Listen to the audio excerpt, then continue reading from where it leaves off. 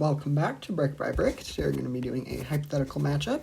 In this case, it is going to be between one of the congresswomen from New York, Alexandria Ocasio-Cortez, on the Democratic side, versus J.D. Vance, the current vice president, on the Republican side.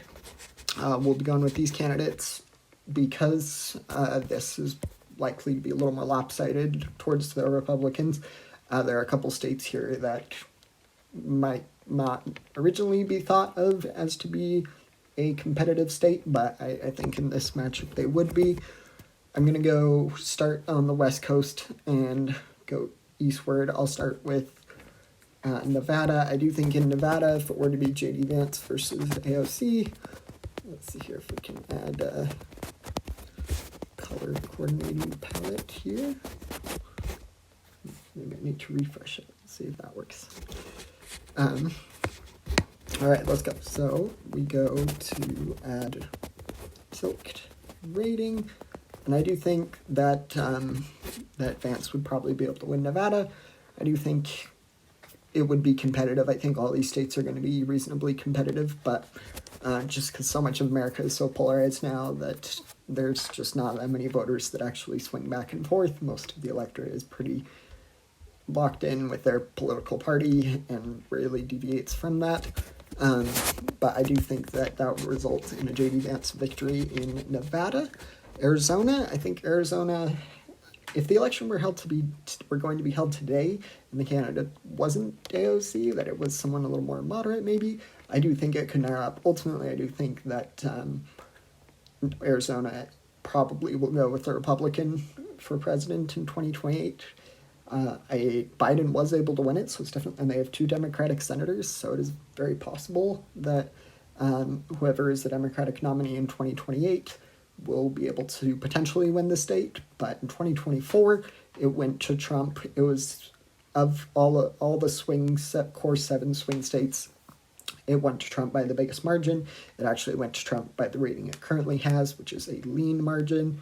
But I do think, I'm going to skip ahead and do a couple Democratic states. I do think that in Minnesota, New Hampshire, I'm a tiny bit less confident in projecting, but I do think that even if AOC was the nominee, that those 2 would end up in the Democratic column. Then we get to this district in Omaha. This district, or in Nebraska, the Omaha area, it's got the city proper and then part of the suburbs in it. So I do think it would probably end up, it currently has a Republican, he's more of a moderate, Don Bacon. If I remember correctly, he's still the rep for that seat, but it is likely Democrats will pick up a seat in the Omaha district during the 2026 midterms. But I think if AOC were the nominee, it would alienate enough moderates that that district would probably go towards Vance, with Vance, weirdly enough, being considered one of the more moderate candidates between these 2.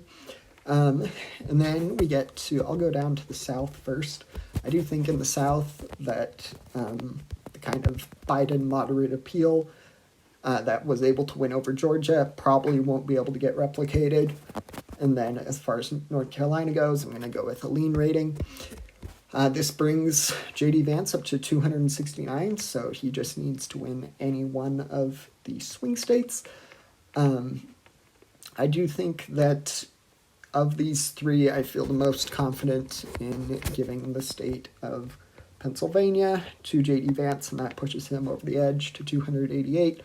I think Wisconsin and maybe Michigan have a chance of being closer. I don't know if it would be enough for AOC to actually win, but ultimately it doesn't matter. It would still result in a J.D. Vance presidency just because he was able to win pretty much every other swing state.